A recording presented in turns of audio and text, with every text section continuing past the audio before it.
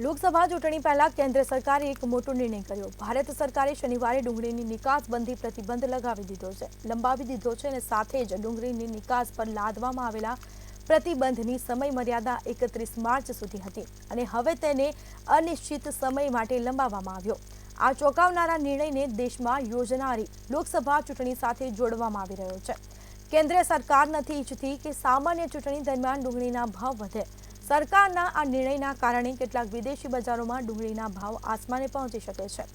ભારત ડુંગળીનો સૌથી મોટો નિકાસકારક છે અને દેશમાં ડુંગળીની વધતી કિંમતો ધ્યાનમાં રાખીને કેન્દ્ર સરકારે ડિસેમ્બર 2023માં તેની નિકાસ પર પ્રતિબંધ લગાવી દીધો। આ પ્રતિબંધની અવધિ 31 માર્ચ 2024 સુધી હતી।